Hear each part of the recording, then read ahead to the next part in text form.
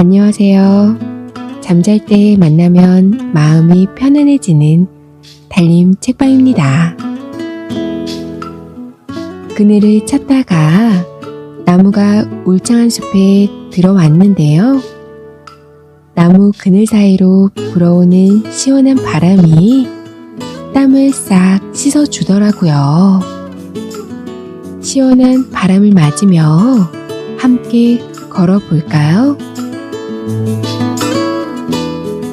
오늘도 편안한 밤, 행복한 꿈 꾸며 잘 자요. 구독과 좋아요는 저에게 큰 힘이 됩니다. 소금 장수와 불려우. 옛날 어느 곳에 형제가 살고 있었습니다. 그런데 형이 욕심이 꽤나 많았지요. 아버지 어머니가 돌아가시자 재산을 몽땅 자기가 차지하고는 아우를 내쫓아 버렸습니다. 쫓겨나 나오는 소금 장사를 하며 이고을 저고을을 떠돌아 다녔어요. 그러다 보니 길 위에서 날이 저물 때가 한두 번이 아니었어요. 하루는 산속에서 날이 저물었는데 갈 곳도 없고 해서 하는 수 없이 무덤가에서 잠을 잤습니다. 그런데 한참 잘 자고 새벽녘에 일어나 보니 어디선가 박박박박 하는 소리가 들리지 뭐예요. 무슨 소리지? 아우는 귀를 기울였습니다. 꼭 바가지 긁는 소리 같은데 그런 소리가 한참 나다가는 그치고 나다가는 그치고 하였거든요. 아우는 가만 소리가 나는 쪽으로 가 보았어요. 나뭇가지를 헤치고 보니 저쪽 무덤가에 여우 한 마리가 앉아 있는 거였습니다. 뭘 가지고 저러나 봤더니 글쎄 발톱으로 해골 바가지를 박박 긁어서는 제 머리에 써보고 그러다 또 박박박 긁고 이러거든요. 아우는 숨을 죽이고 여우가 하는 짓을 보았습니다. 날이 새도록 그렇게 해골 바가지를 파내던 여우는 드디어 해골 바가지를 탈탈 털더니 그걸 머리에다 냉큼 뒤집어 썼습니다. 그러고는 팔딱팔딱 제주를 3번 넘었는데 신기하게도 머리가 허연 할머니로 변하는 거예요. 저 요사스러운 것이 무슨 짓을 하려고 저러는 걸까? 아우는 여우를 따라가 보기로 했습니다. 지팡이를 짚고 산을 내려간 여우는 고개 아래에 있는 마을로 갔어요. 그러더니 마침 혼인 잔치를 하는 부잣집으로 들어가는 거였습니다. 아우도 여우를 따라 들어갔지요. 외할머니 오셨다. 누군가 여우를 보고 소리치자 이쪽 저쪽에서 방문이 열리더니 사람들이 우르르 달려 나왔어요. 어머니, 이제 오세요? 장모님, 오셨어요? 외할머니, 며칠 전에 오신다더니 왜 이제 오시는 거예요? 그러자 여우가 호호 웃으며 이러는 거였습니다. 오다가 다리에 병이 나서 그만. 그래. 잘들 있었느냐? 저것이 이 집 신랑이 외할머니를 잡아먹고는 해골 바가지를 써서 둔갑을 했구나. 아우는 가만히 여우를 지켜보고 있었습니다. 외할머니로 변신한 여우는 신랑 신부가 있는 쪽으로 다가갔어요. 그러더니 귀엽다며 쓱 쓰다듬는데 어떻게 했는지 신랑 신부의 눈빛이 뿌옇게 흐려지는 거였습니다. 오라, 혼을 빼놓은 것이로구나. 저대로 뒀다가는 둘 다 여우밥이 되고 말겠는걸. 어떻게 하면 좋을까? 아우는 여우를 물리칠 궁리를 하며 손님들 틈에 앉아 있었습니다. 그랬더니 주인이 음식을 한 상 가져다 주면서 많이 먹으라고 하는 것이었어요. 밥을 다 먹고 난 아우는 그 자리에서 일어났습니다. 그러고는 사람들을 보며 보잘것없는 소금 장수한테 이런 후한 대접을 해주시니 너무나 감사합니다. 그 보답으로 제가 오늘 제주 하나 보여드리겠습니다. 이런 제주는 어디에서도 구경할 수 없는 것입니다. 죄송하지만 멍석 좀 깔아주시겠습니까? 사람들이 우르르 몰려들어 멍석을 깔아주었어요. 아우는 지게 작대기를 들고 멍석 위로 올라갔습니다. 젊은이들은 뒤로 물러나시오. 이런 구경을 연세 많은 분부터 해야지요. 여기서 제일 연세가 많으신 분이 누구요? 아우가 물었습니다. 그러자 사람들이 외할머니로 둔갑한 여우를 가리키는 거였어요.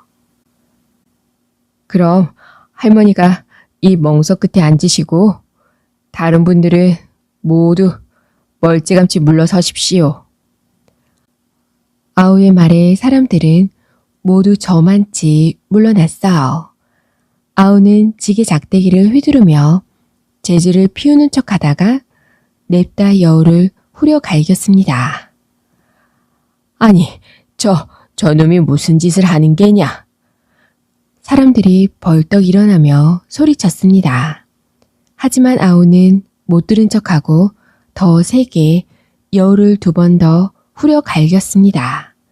그러자 캐갱 하는 소리와 함께 해골 바가지가 벗겨졌어요. 어느새 할머니의 모습은 온데간데 없고 불여우가 멍석 위에 널브러져 있는 게 아니겠습니까? 여우가 죽자 넋이 나가 있던 신랑 신부도 정신이 돌아왔어요. 그제야 사람들은 소금 장수가 왜 그런 짓을 했는지 알게 되었습니다. 고맙소. 정말 고맙소. 하마터면 아들 며느리까지 다 잃을 뻔한 주인은 아우에게 고맙다며 놈 면마지기를 뚝 떼어 주었습니다. 덕분에 아우는 소금 장수를 그만두고 농사를 지으며 잘 살게 되었답니다. 하룻밤에 노인이 된 소금 장수. 옛날 어느 곳에 소금 장수가 살고 있었습니다. 소금 장수는 바닷가에 있는 소금밭에서 소금을 사다가 여기저기 다니며 파는 일을 했습니다. 어느 날 소금 장수는 소금을 지고 산길을 걷고 있었지요. 그런데 아무리 가도 사람이 사는 동네는 나오지 않고 울창한 숲만 계속 되는 거였어요. 길을 잘못 들었나? 여기가 어디지? 이렇게 헤매는 사이 날이 저물고 있었지요. 소금 장수는 이마에 흐르는 땀을 훔치며 서둘러 걸음을 옮겼습니다. 허겁지겁 고개를 넘어서는데 저만큼 앞쪽에 빈 쌀자루 하나가 떨어져 있는 거예요. 누가 이런 걸 떨어뜨리고 갔지? 소금 장수는 쌀자루를 주었습니다. 그리고 부지런히 걸었지요. 주위는 점점 어두워졌어요. 윙, 윙. 나무들이 귀신 울음소리를 내며 울었지요. 머리카락이 쭈뼛 일어서는 것 같았지만 소금 장수는 열심히 걸었습니다.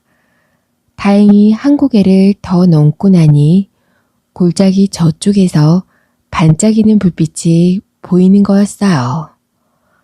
아이고, 이제 살았다. 소금 장수는 얼른 그 집으로 갔습니다. 소금 장수가 쾅쾅 대문을 두들기자 안에서 젊은 아낙네가 나왔습니다. 지나가는 사람인데 길을 가다가 날이 저물어 그러니 하룻밤만 재워 주십시오. 소금 장수는 아낙에게 부탁을 했습니다. 아낙은 들어오라고 하더니 저녁밥까지 주었지요. 마침 배가 고팠던 참이라 소금 장수는 맛있게 밥을 먹었습니다. 그런데 숭늉을 들고 들어온 아낙이 쌀자루를 보더니 깜짝 놀라며 묻는 거였습니다. 그 쌀자루 어디에서 났습니까? 아, 이거요. 저기 고개 너머 길에 떨어져 있는 걸 주워왔지요. 누가 떨어뜨린 모양입니다. 소금 장수는 대수롭지 않게 말했습니다. 그런데 아낙이 아무 말 없이 부엌으로 나가는 거였어요. 그러고는 칼을 들고 들어왔지요. 아니, 왜 그러시오? 소금 장수는 너무 놀라 뒤로 주춤 물러났습니다. 그 쌀자루는 남편의 것입니다. 그게 길에 떨어져 있었다면 필시 도적에게 쌀을 빼앗기고 죽었을 것입니다. 그러니 남편 시체를 찾으러 가야겠습니다. 여기에서 이 칼에 죽으시렵니까? 아니면 나와 함께 시체를 찾으러 가시겠습니까? 아낙이 소금 장수 앞에 칼을 쓱 들이대며 말했습니다. 혼이 쑥 빠진 소금 장수는 어쩔 수 없이 시체를 찾으러 가겠다고 말했지요. 두 사람은 밖으로 나왔어요. 아낙은 관솔불을 들고 나오더니 앞에 서렵니까? 뒤에 서렵니까? 하고 물었지요. 소금 장수는 겁이 나서 뒤에 서겠다고 말했어요. 아낙이 관솔불을 들고 앞장을 서고 소금 장수는 아낙이 뒤에 바짝 붙어 따라갔습니다. 그런데 등 뒤에서 시퍼런 불덩이가 일렁일렁 따라오는 것 같은 거예요. 그래서 뭔가 하고 봤더니 글쎄 산짐승들이 슬금슬금 따라오고 있지 뭐예요. 등에서 식은땀이 주르르 흘러내렸습니다. 소금 장수는 발을 탁 구르며 소리를 질렀지요. 그러자 시퍼런 불덩이들이 멈칫 걸음을 멈추는 거였어요. 때맞추어 아낙이 관솔불을 휘둘렀습니다. 그렇게 산짐승들을 쫓으며 소금 장수와 아낙은 산속을 뒤졌지요. 그리고 드디어 남편의 시체를 찾게 되었어요. 이 시체를 안고 가렵니까? 관솔불로 짐승들을 쫓으시렵니까? 남편의 시체를 찾은 아낙이 물었습니다. 소금 장수는 시체를 안고 가는 것보다 관솔불로 짐승을 쫓으며 가는 편이 낫겠다 싶어서 관솔불을 날름 받았지요. 그러고는 시체를 안고 가는 아낙을 따라가며 관솔불을 휘둘렀습니다. 다행히 산짐승 밥이 되지 않고 무사히 집까지 가긴 갔어요. 소금 장수는 집까지 어떻게 왔는지 정신이 하나도 없었지요. 그런데 남편의 시신을 안방에 눕히고는 아낙이 이런 말을 하는 거예요. 남편의 장례를 치르려면 친정 오라버니를 불러와야 합니다. 산 너머에 있는 친정으로 기별을 하러 가렵니까? 아니면 여기서 시체를 지키고 있으렵니까?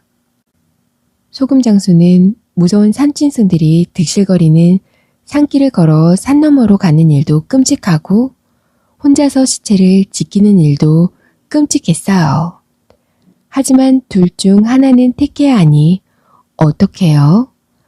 소금 장수는 시체를 지키고 있겠다고 했지요. 소금 장수에게 시체를 맡긴 아낙은 밖으로 나갔어요.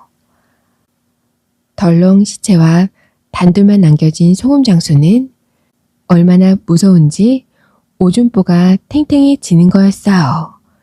무서워 죽겠는데 눈이 자꾸만 시체 쪽으로 돌아갔지요. 그러다 자기도 모르게 시체를 쳐다보았어요.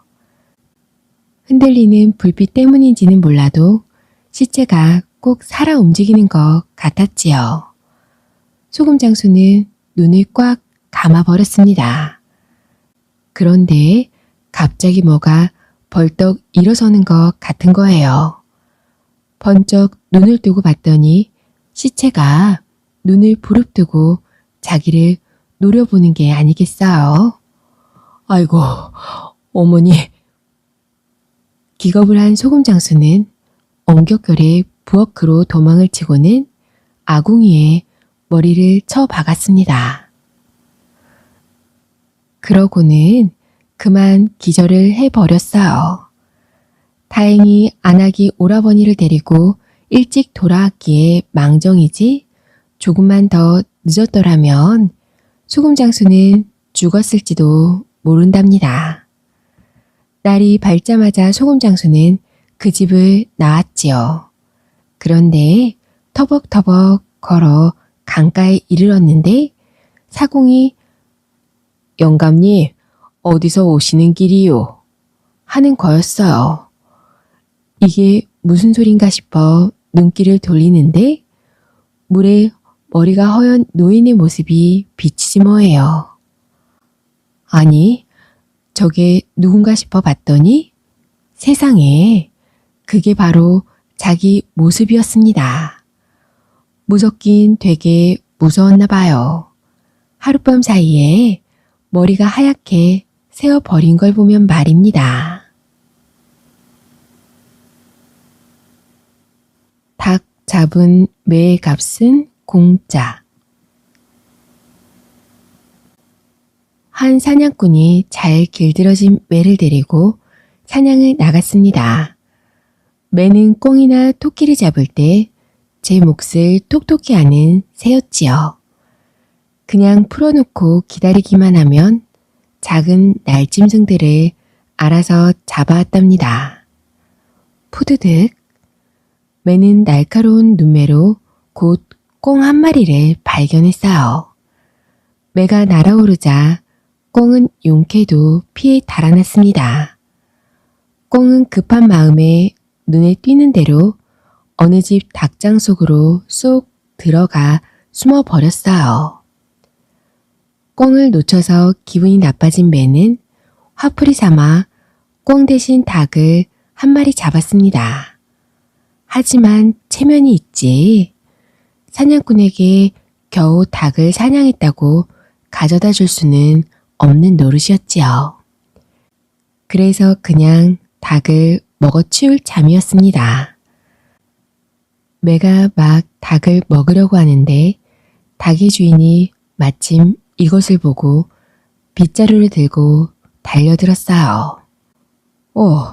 이놈의 매가 내 닭을 잡아먹으려고 하다니. 매는 갑작스레 당한 일이라 도망도 못 가고 빗자루에 맞아 그만 죽고 말았습니다.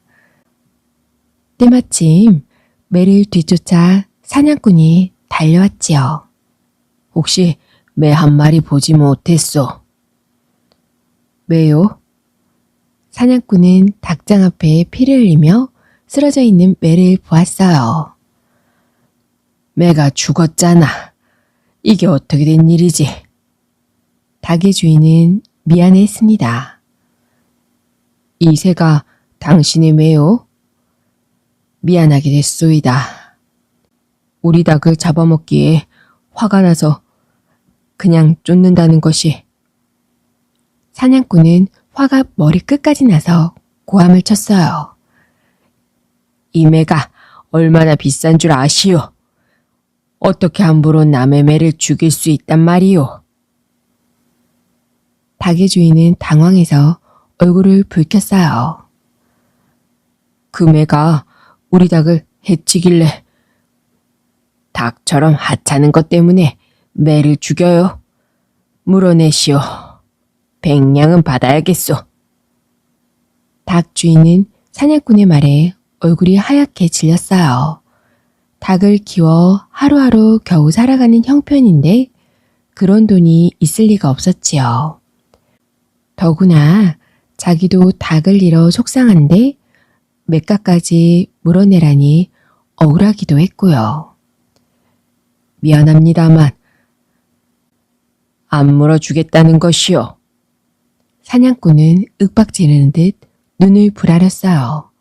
닭 주인은 겁먹은 얼굴로 말했지요. 그게 아니라 지금은 돈이 없어요. 내 맷값을 떼어 먹으려는 심보군. 아무래도 원님한테 가야겠소. 사냥꾼은 닭 주인을 끌다시피 하여 관하로 갔습니다. 원님, 제 억울한 이야기 좀 들어주세요. 이 사람이 제가 아끼는 매를 죽이고도 오리발을 내밀고 있습니다. 사냥꾼은 아까 있었던 일을 모두 원님에게 말했습니다. 닭 주인이 너의 매를 해치고도 뻔뻔하게 물어내지 않는단 말이지. 예, 사냥꾼은 당당하게 대답했어요. 그렇군. 길들인 매라면 구하기도 어렵지만 값이 꽤 나갈 거야. 그럼요. 원님은 사냥꾼을 바라보며 곰곰이 생각에 잠겼습니다. 평소에 내가 정말 궁금해하던 것이 있는데 알려줄 테냐. 사냥꾼은 굽실대며 말했습니다. 암요. 매 사냥을 나가면 무엇을 잡을 수 있느냐? 그야 꿩이지요. 특히 제 매는 무척 날쌔서 사냥을 아주 잘했습니다. 살아있다면 원님께 바칠 수도 있었을 텐데. 사냥꾼의 아첨하는 소리에 원님은 껄껄 웃었습니다. 거참 아깝군.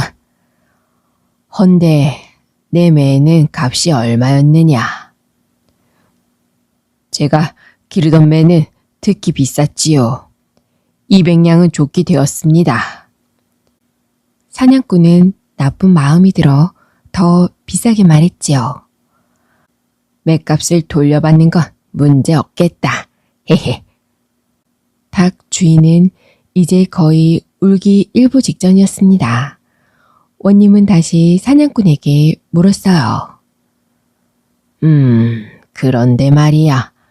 솔개로도 사냥을 할 수 있느냐? 사냥꾼은 신이 나서 떠들어댔습니다. 솔개는 닭이나 개구리 따위를 잡아먹으니 사냥을 시킬 수 없지요. 그럼 솔개는 얼마나 하느냐? 에이, 솔개는 값을 쳐주지도 않아요. 거저줘도 안 받지요. 원님은 그제야 빙그레 웃었습니다. 솔개는 닭을 먹는다. 예. 매는 꿩을 잡아먹고. 네, 그렇습니다만. 사냥꾼은 원님이 왜 자꾸 저런 걸 묻는지 이상했습니다. 너의 매는 닭을 잡아먹다가 맞아 죽었다더니 그럼 그 매는 매가 아니고 솔개였구나. 예. 사냥꾼은 어안이 벙벙했습니다. 그렇지 않느냐. 아, 그게. 얼굴이 하얗게 질린 사람은 이제 사냥꾼이었지요. 그런데 솔개는 값이 형편이 없어서 공짜로도 주는 것이라니. 안 물어줘도 되겠구나. 넌 내 솔개가 먹은 닭값이나 저 사람한테 물어주어라. 사냥꾼은 어처구니가 없었지만 할 말이 없었습니다. 원님의 판결에 닭 주인은 기뻐 두 팔을 번쩍 들며 소리쳤습니다. 원님, 만세. 솔개, 만세. 우리 닭, 만세. 바다를 건너온 부처님. 목탁 소리와 스님의 연불 소리가 낡아서 금방이라도 허물어질 것 같은 법당 문틈으로 빠져나와 사방으로 흩어졌습니다. 땅거미가 서서히 내려앉자 산새들은 서둘러 둥지를 찾고 있었어요. 절간이 낡아서 석가래가 내려앉고 기와장이 허물어지고 있습니다. 비가 오면 법당이 새고 폭풍우라도 몰려오면 허물어질 것 같은 절입니다. 부처님, 도와주십시오. 오래전부터 주지스님은 낡은 절을 새로 고쳐야겠다고 생각했습니다. 그러나 쉽지 않았지요. 산간 깊숙하게 자리 잡은 절에다가 찾아오는 사람들이 적어서 건물을 세우는 일은 고사하고 끼니조차 제대로 잊지 못하고 있었습니다. 땅거미가 지고 주위는 서서히 어두워지면서 하늘에는 별들이 하나둘 솟아났습니다. 초저녁부터 시작된 기도 연불은 다른 날과 마찬가지로 한밤중까지 계속되었지요. 바람이 한 줄기 휙 불어왔습니다. 부처님 앞에 켜놓은 두 개의 촛불이 꺼지지 않으려고 안간힘을 쓰는 듯 펄럭이다가 꺼졌어요. 법당 안은 갑자기 깜깜해지고 허연 연기가 한 줄기 솟아오르더니 금방 어둠 속으로 빨려 들어갔습니다. 이상한 일도 다 있군. 스님은 자리에서 일어나 부싯돌을 찾아 촛불을 다시 붙였습니다. 부처님의 금빛옷이 촛불에 누렇게 빛났어요. 스님은 다시 연불을 계속했지요. 꽤 많은 시간이 지났습니다. 스님의 연불 소리가 점점 작아지더니 손에 들려있던 목탁이 마룻바닥에 툭 떨어져서 대구르르 굴렀습니다. 그와 동시에 스님은 마룻바닥에 풀썩 쓰러져 그대로 잠이 들었지요. 한참이 지났지요. 갑자기 눈앞이 환하게 밝아지는 바람에 스님은 눈을 번쩍 떴어요. 멀리 하늘에서 별들이 끄는 수레가 스님이 있는 법당을 향해 내려오고 있었습니다. 오, 뭘까? 스님은 눈을 휘둥그레 뜨고 천천히 내려오는 수레를 쳐다보았습니다. 수레 속에는 연분홍 연꽃이 있고 연꽃 속에는 부처님이 앉아서 빙그레 웃고 있었어요. 스님은 얼른 일어나 꿇어앉으며 두 손을 합장했습니다. 내일 아침 일찍 마을로 내려가거라. 처음으로 만나는 그분이 법당을 짓는 데 도움을 줄 터이니 그분에게 부탁하거라. 이 한마디를 남기고 부처님을 태운 수레는 다시 별들이 깜빡거리는 하늘로 사라졌습니다. 부처님, 부처님. 스님은 하늘로 사라지는 부처님을 향해 소리 지르면서 벌떡 일어났어요. 꿈이었습니다. 부처님. 스님은 자리에서 일어나 마룻바닥에 있는 목탁을 찾아들고 수없이 절을 했지요. 아침이 되었습니다. 스님은 산자락을 자욱하게 감돌고 있는 안개를 헤치면서 절 문을 나섰어요. 숲 사이에서 들려오는 갖가지 새소리가 절 주변에 감돌고 있는 어둠을 몰아내었지요. 처음 만나는 분에게 부탁하라. 처음 만나는 분이 우리 절을 일으켜 세울 뿐이다. 아, 어떤 사람일까? 스님은 이렇게 중얼거리면서 산 아래로 내려갔습니다. 산을 벗어나면 바로 바다였지요. 눈 아래 파도로 출렁거리는 바다의 모습이 보였습니다. 아직은 해가 뜨기 전이기 때문에 파도는 짙은 회색이었고 이따금 파도끼리 부딪혀서 하얗게 물결이 일렀지요. 부지런한 고기잡이 배들이 벌써 파도를 가르며 바다 한가운데로 나가고 있었습니다. 갈매기들이 출렁거리는 파도 머리 위로 어지럽게 날고 있었어요. 해변을 따라 늘어선 마을에서는 집집마다 아침을 짓는 연보랏빛 연기들이 피어오르고 있었습니다. 아직은 이른 봄, 코끝을 스치는 바람이 제법 쌀쌀하였지요. 산 아래로 내려간 스님은 해변을 따라 늘어선 마을 쪽으로 발길을 옮겼습니다. 그때였어요. 어이쿠, 어디선가 비명소리가 들렸습니다. 스님은 재빨리 비명소리가 들리는 곳을 향해 뛰어갔지요. 가까운 곳에 골짜기가 하나 있었고 제법 많은 물이 흐르고 있었습니다. 살려줘. 비명은 골짜기 쪽에서 나고 있었어요.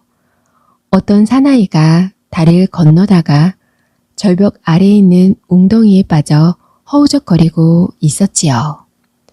스님은 얼른 달려가 사나이를 끌어올렸어요. 어쩌다가 이런 일을 당했소. 스님은 사나이 얼굴을 보고 순간 깜짝 놀랐습니다.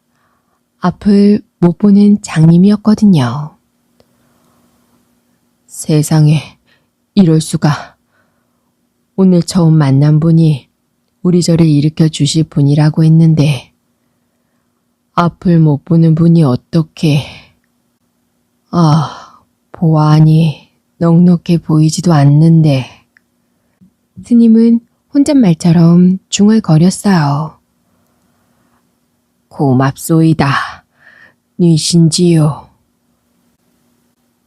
나는 홍법사 성공 스님이라 하오. 법당이 너무 낡아서 새로 지으려고 기도를 하던 중인데 어젯밤 꿈에 부처님께서 오셔서 말씀하시더이다. 아침에 처음 만나는 사람이 이 절을 지을 시주를 해줄 분이라고. 그런데 바로 되기 처음 만난 분이라오. 맙소사. 보다시피 나는 땅 한 뼘 없는 가난한 봉사라오. 그런 제가 무슨 수로 시주를 하겠습니까? 스님께서 절 잘못 만나셨습니다. 무슨 수가 생기겠지요? 나무아비타불 관세음보살. 모를 일입니다. 부처님께서 저 같은 사람을 뭘 보고 만나라고 하셨을까요? 장님이 긴 한숨을 쉬었어요. 제가 가진 것이라곤 딸 자식 하나밖에 없소이다. 그 애라도 절을 짓는 데 도움이 된다면. 장님은 마을 한쪽에 있는 자기 집으로 스님을 안내하였지요. 한눈에 보아도 가난한 냄새가 폴폴 풍기는 다 찌그러져가는 오두막 집이었습니다. 예, 홍장아. 장님이 부엌을 향해 부르자 아침밥을 짓던 딸 홍장이 앞치마에 손을 쓱쓱 닦으면서 부엌 문을 밀고 나왔습니다.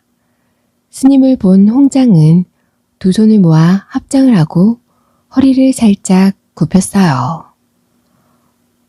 홍장아, 우리가 홍법사 법당을 짓는데 큰 힘이 될 사람이란다.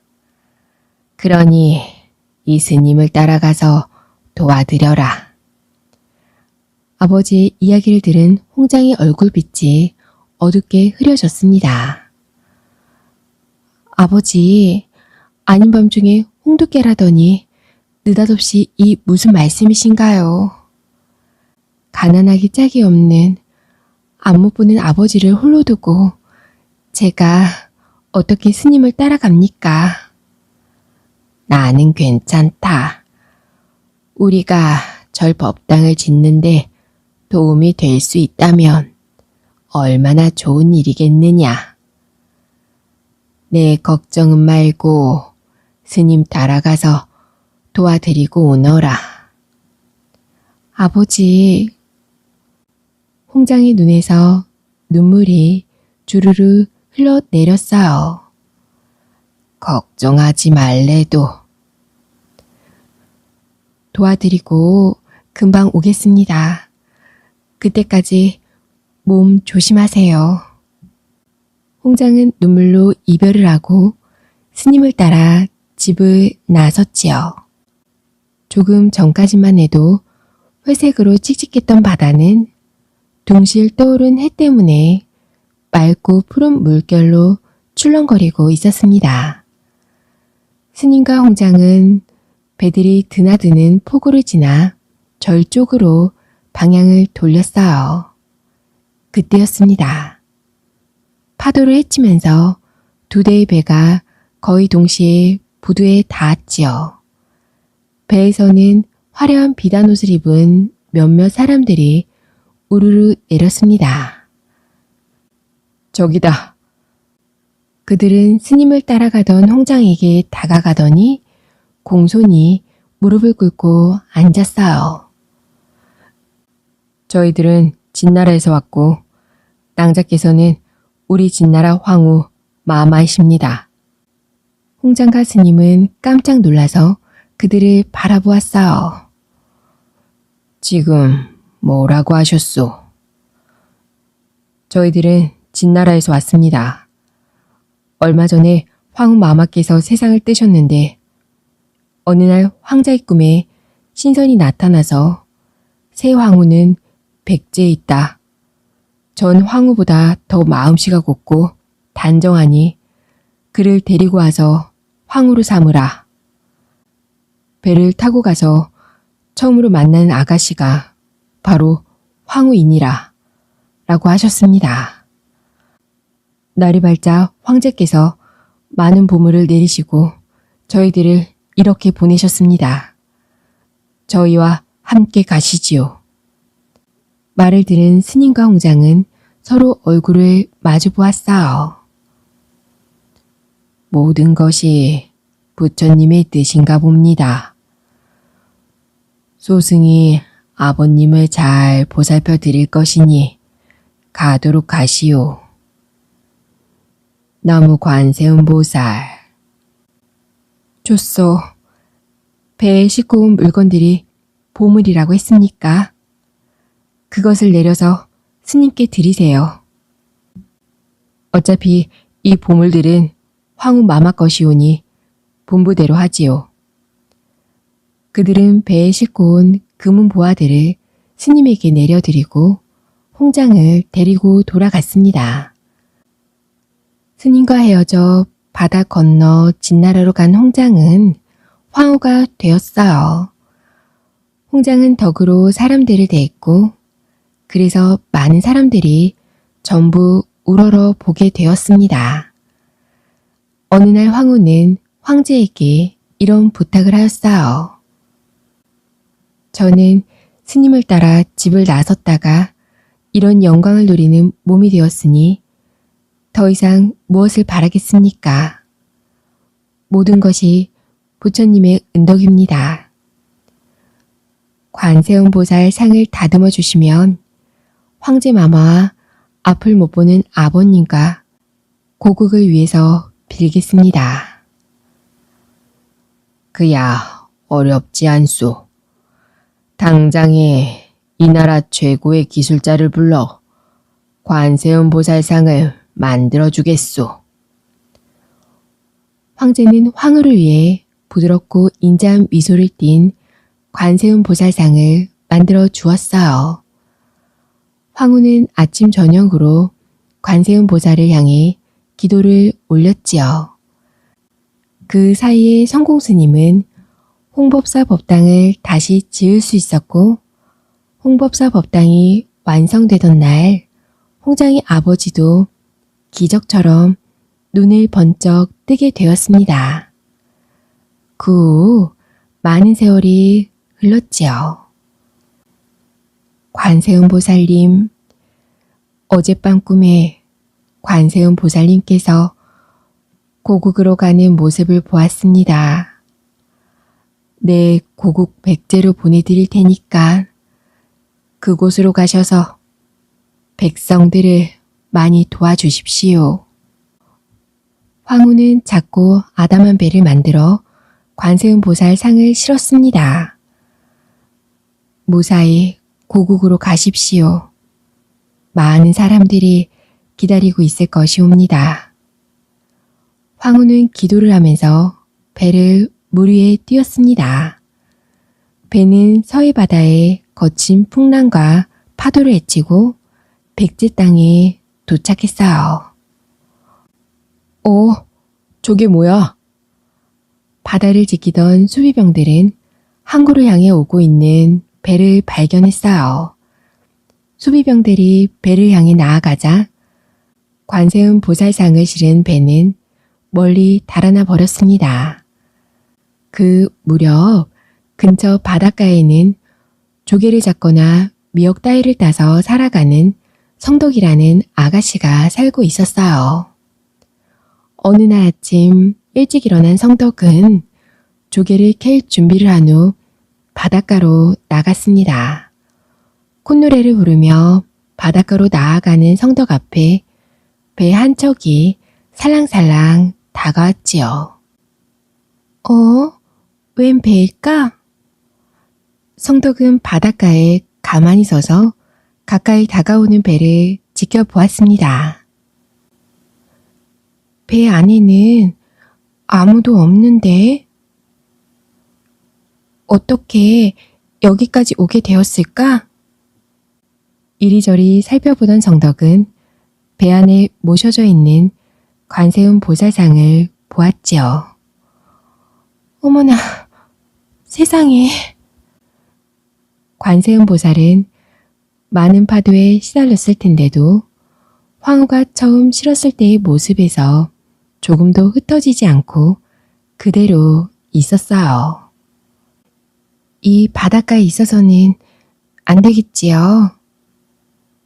성덕은 자신도 모르게 합정을 하고는 관세음 보살을 등에 업었습니다. 성덕은 마을 뒤에 있는 산을 오르기 시작했어요.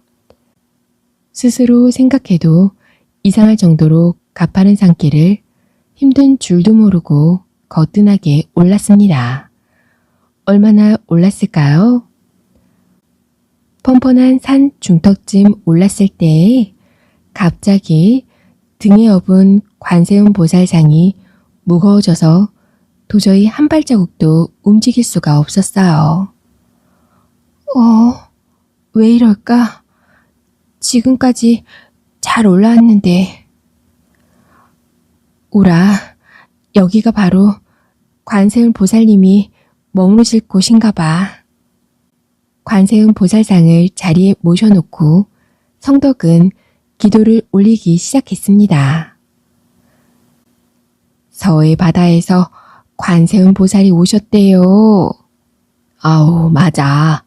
성덕이라는 아가씨가 없고 산 중턱까지 올라갔다는구먼. 그래, 얼마만큼 올라가니까 더 이상 발자국이 안 떨어지더래. 거기에 저를 모시라는 뜻인가 봐. 이 소문을 들은 사람들이 구름처럼 모여들었습니다. 관세음 보살을 모셔놓고 기도를 올리는 성덕의 눈앞에는 커다란 절이 세워지고 있었답니다.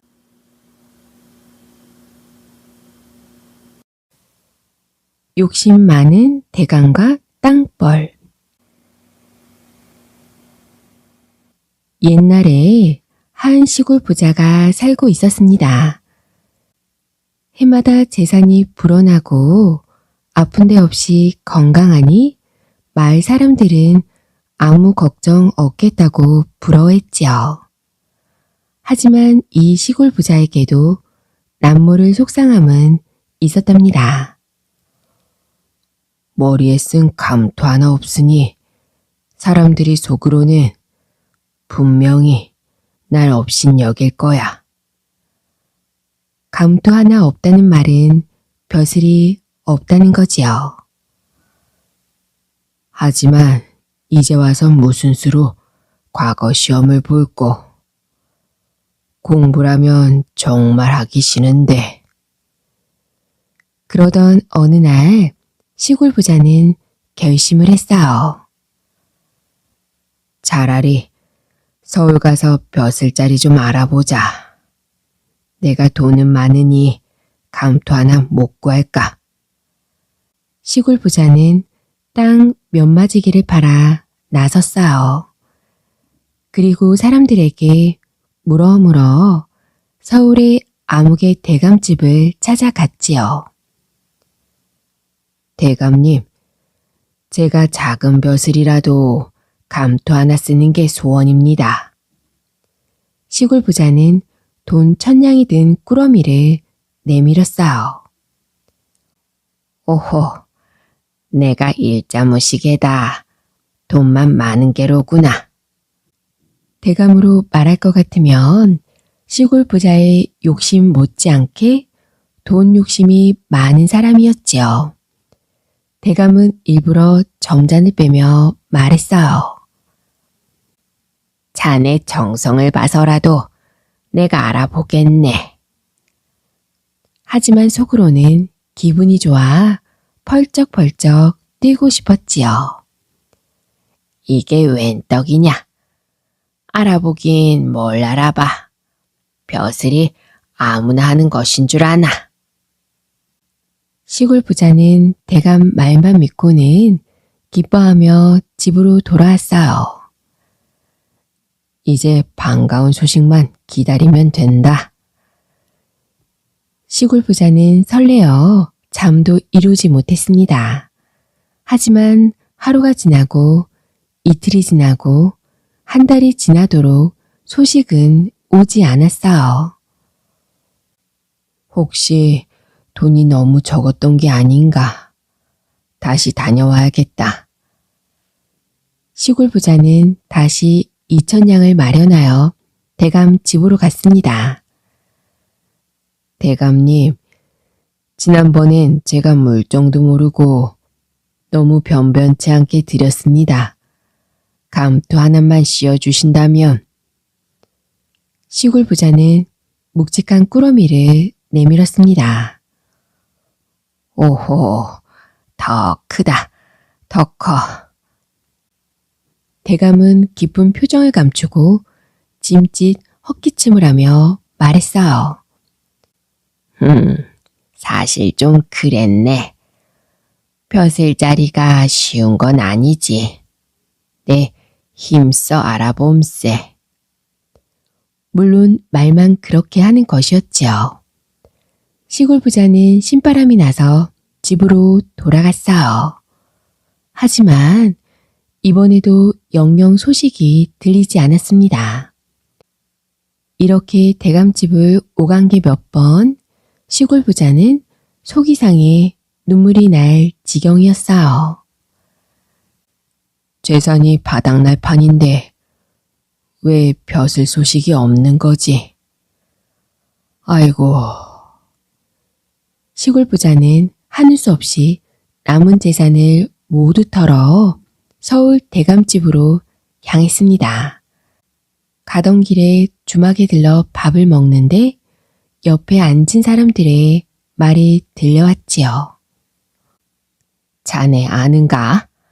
돈으로 벼슬을 사려는 바보가 있다며? 아무개 대감집을 문턱이 닳도록 들락날락 야단이라네.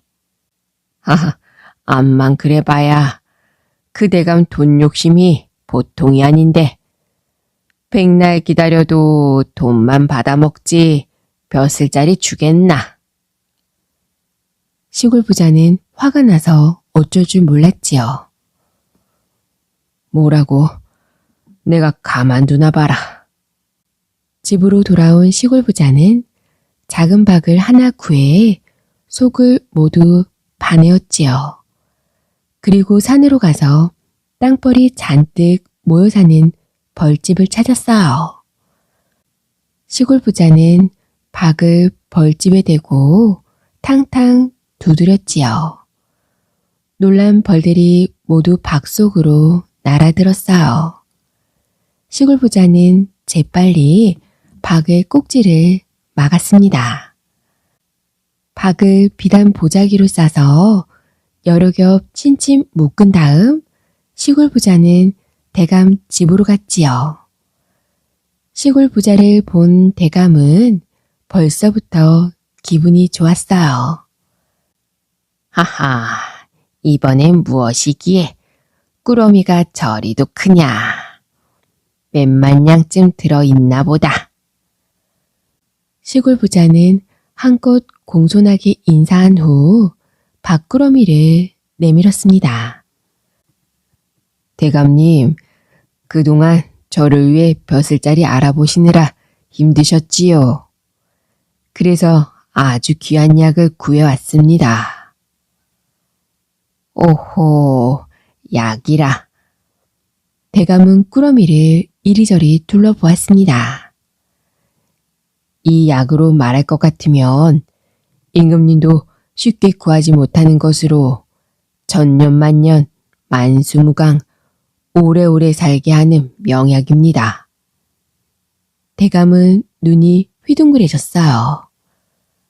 옳거니 만수무강이라.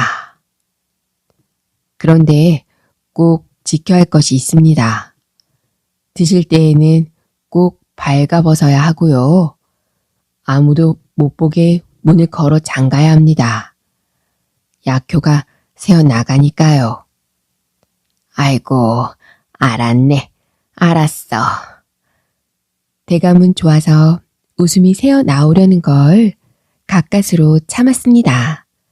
시골 부자는 다시 공손하게 인사를 한 후 대감집을 나왔어요. 매운맛 좀 봐라. 귀한 선물을 받은 대감은 싱글벙글 웃음만 나왔지요. 만수무강, 만수무강. 저 바보 덕분에 전수를 누리는구나.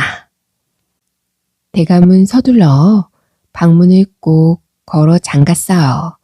그러고는 시골 부자의 말대로 옷을 모조리 벗어놓고 비단 보자기를 풀기 시작했지요. 아이고, 귀하다더니 정말 여러 번 묶었네. 보자기를 풀자 작은 박이 하나 나왔겠지요. 이게 뭐냐? 옳거니 요 꼭지를 열어야겠구먼.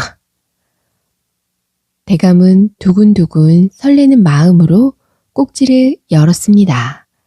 그러자 박 속에 갇혀있던 땅벌들이 한 번에 와르르 쏟아져 나왔어요. 으아, 이게 뭐야? 박에 갇혀서 한껏 화가 난 벌들은 대감을 마구 쏘아대었어요. 아이쿠, 사람 살려! 대감은 목청껏 소리를 질렀지만 방문이 잠겨 있으니 누가 들어와 도와줄 수 있겠어요? 결국 대감은 벌들에게 실컷 쏘여 온몸이 퉁퉁 부어 올랐답니다. 한편 집으로 돌아온 시골 부자는 조금이나마 남은 재산을 다행으로 알고 열심히 일하며 살았답니다. 다시는 헛된 욕심 부리지 않으리라 다짐하면서 말입니다.